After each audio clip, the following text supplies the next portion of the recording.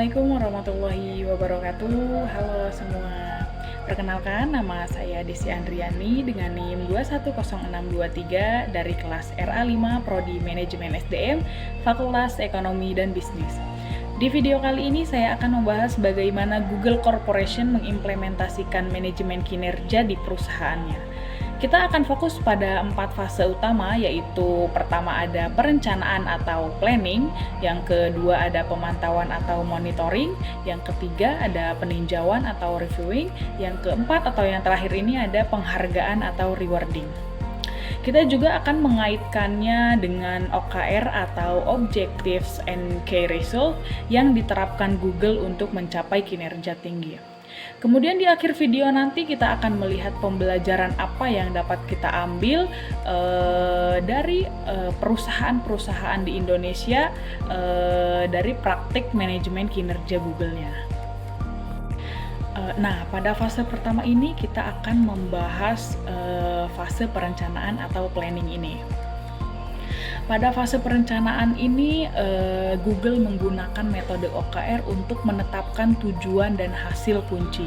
Maka dari itu, setiap karyawan, tim, dan departemen harus menetapkan OKR mereka sendiri yang selaras dengan tujuan perusahaan secara keseluruhan. OKR di Google ini dirancang untuk menjadi ambisius dan menantang, atau mendorong karyawan untuk mencapai lebih dari sekedar target minimal.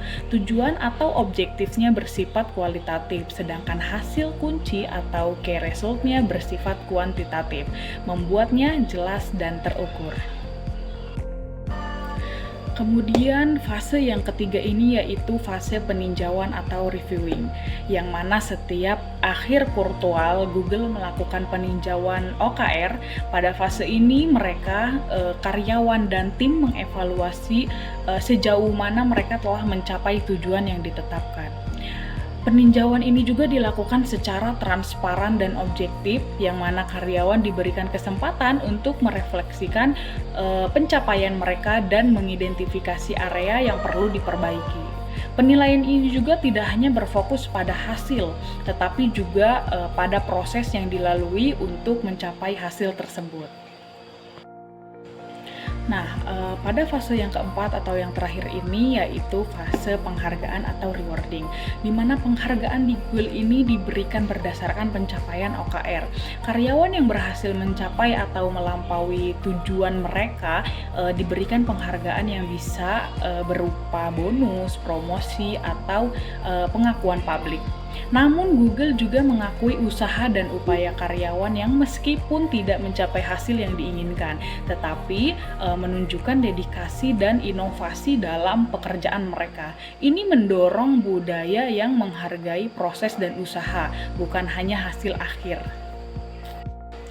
Selanjutnya perlu kita ketahui apa itu hubungan OKR dengan kinerja tinggi.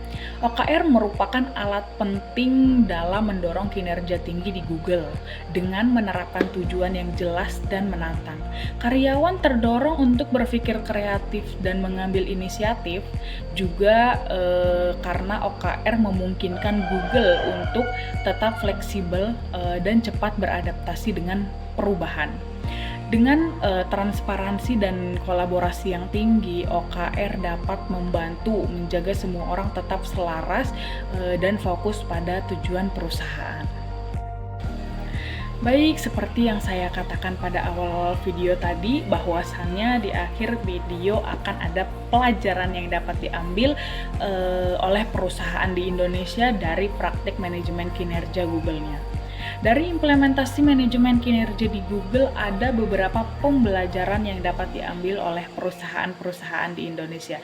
Yang pertama ada tetapkan tujuan yang jelas dan menantang, yang mana dengan menetapkan tujuan yang jelas dan ambisius, karyawan akan lebih termotivasi untuk mencapai hasil yang lebih baik.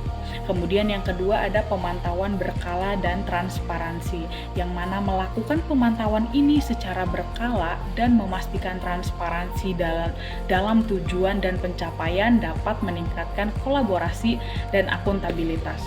Kemudian yang ketiga ada fokus pada proses dan hasil, menghargai usaha dan proses hasil dan proses yang dilakukan karyawan itu bukan hanya hasil akhir, tetapi juga dapat menciptakan budaya yang inovatif dan suportif.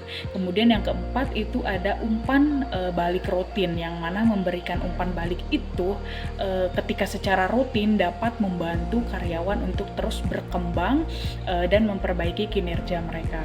Kemudian pelajarannya yaitu dengan mengadopsi praktek-praktek ini, perusahaan-perusahaan di Indonesia dapat menciptakan SDM yang berkinerja tinggi dan mampu bersaing di tingkat global. Baik, terima kasih telah menonton video ini sampai akhir. Sampai jumpa di video berikutnya. Saya akhiri, wassalamualaikum warahmatullahi wabarakatuh.